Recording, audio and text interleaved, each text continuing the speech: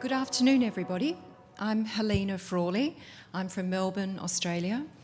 We have a very broad layout in the room, so I'm going to be scanning like this, but it'll only be for the first 10 minutes. Then we'll break into groups and go to the tables at the back. Then when we come back, if you wouldn't mind coming back more into the centre, it will just make it easier for the presenter, and hopefully we'll be able to engage better and have more of a discussion. So, first of all, welcome to this afternoon. We're thrilled that we had capacity registration for this workshop. We wanted to keep it fairly small so that we could be interactive and share our ideas. So it is one of the longer workshops, but we felt it really needed that time to deal with the challenges and the strategies of implementation in health services. And this category is new as well for ICS, so it's new for us, the topic is new, the category is new, the format is new, so we're really looking forward to your contribution and your feedback. So we have a panel, 5 of us, who all have some experience in this area in clinical practice and research, but we'd like to very much hear your contributions and experiences.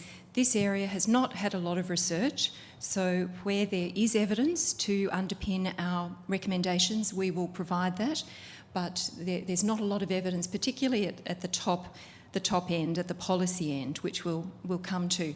So we'd value your experience in these aspects.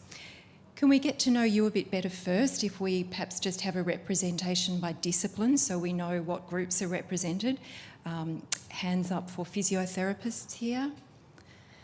Terrific. I should have started the other way. Anyone not a physiotherapist? Nursing background? Thank you. Urology or gynecology? Thank you. Have I left out anyone? Yes? Healthcare. Holistic healthcare. Terrific. Welcome. Okay, that's great. We've got a great diversity of experience and perspectives of different aspects of health services delivery. So here's our program. It's as you have in your handout. We'll just have a very quick few minutes of introduction to the background and why we're talking about this, why it's important, and what goes wrong, why it doesn't actually work as well as it should. And then we'll move into specific aspects of implementation. So I'll kick off with talking about implementation of pelvic floor muscle training in health services. My disclosures, I work at a university and a private healthcare facility, so very much have a health services research and a pelvic floor clinical research background. Doesn't matter that you won't be able to read the words, but the big words just gives you an idea of the concept, what we're talking about here. We're moving from a people-level approach, a clinician-patient interaction, to a service-wide delivery, and eventually to a whole-of-system approach. So that's the way we'll get public health impact and widespread change. So you can see the word change underpins everything. So we need change at each of these levels in order to bring about the best evidence into practice, and that's really going to be the focus of the workshop. You'll see in that middle column under the word change, implementing transformations. So there'll be quite a lot of focus on the implementation of change. But we know that it doesn't work entirely well, that there is what we call leakage, and that word has not come from the continence world. This is actually the term that's used in implementation science, that there is leakage of evidence into practice through the entire healthcare system. So let's have a few definitions first. What are we talking about? If you've not worked much in implementation, it might seem a rather fuzzy concept. So it's an activity which is planned and tailored. It involves, first of all, identifying what the problems are, then overcoming those barriers. It uses the message itself, so if you like, the evidence message, and it puts it into a framework of organisational and behavioural tools that are very context-specific. And you'll also pick up on that as one of our key themes, that a lot of the problems with implementation of pelvic floor muscle training is that we don't tailor them very well to individual contexts.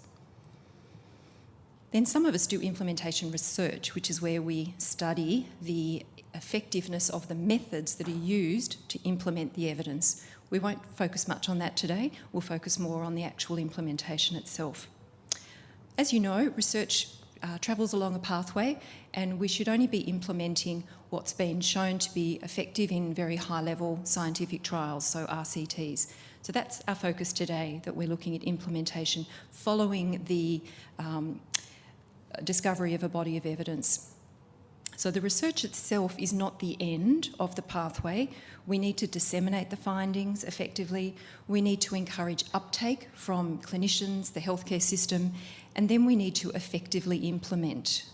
And it's only once we've done that that we get impact on patient outcomes. So the research itself does not guarantee any impact. We've got to move through and do implementation well. But that's where we fall down. It's the weak link in the system. So we know throughout the whole healthcare system that guidelines, or you could substitute best evidence, has a very low uptake. In fact, only 20% of guidelines make it into clinical practice. So why? Why do we have such a very low implementation rate? Well, it's because of this attrition that occurs throughout the pipeline. So the leaky pipeline, where we start with a large body of evidence that you could say the majority of people are aware of. So that's the first step. We need awareness of that evidence. Next step, we need acceptance. People have to accept, they have to believe that pelvic floor muscle training does have validity to treat urinary incontinence. We have to target it to the context. The players have to be able, they have to have capability to do it. They need to act on it, so there can't be too many barriers in the system which prevent them from enabling patients. There must be agreement amongst the whole unit, the team, the patient, the clinician, and finally we need adherence for it to work. By the time we get down to adherence, you can see that we've lost a lot of players along the way, and so that's why we have such a low level of implementation of evidence.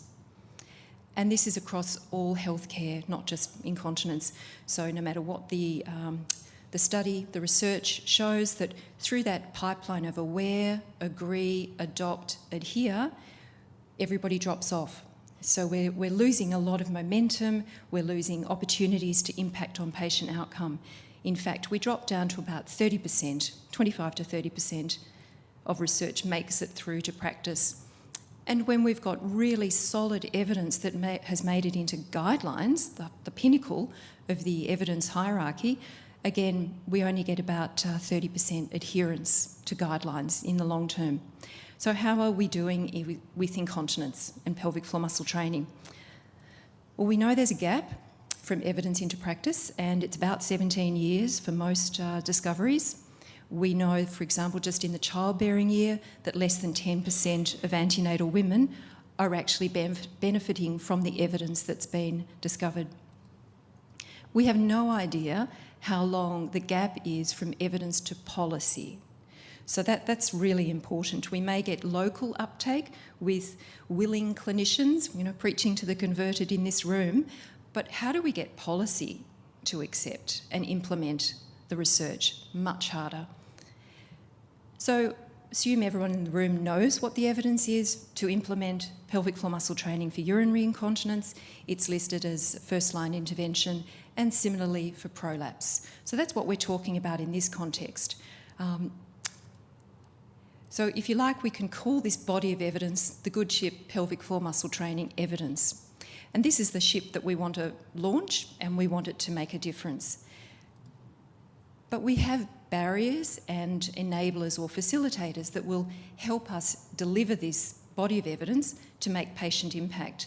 So we could see the anchor as the barrier, the thing that drags it down or holds it back, and the gust of wind as the facilitator, gives oxygen to the sails. So these barriers and enablers happen at all levels of the system. So if we look at the micro level, which might be your individual contact with your patient, there are going to be barriers and enablers that affect you and your patient. Moving up the meso level, there'll be social and organisational barriers. It might be your unit doesn't support the implementation. And at a higher level, the macro level, there'll be economic and political barriers. So it just may not be policy to adopt this evidence. What are we going to do about that? So they're the things I'd like you to think about now for the rest of the workshop.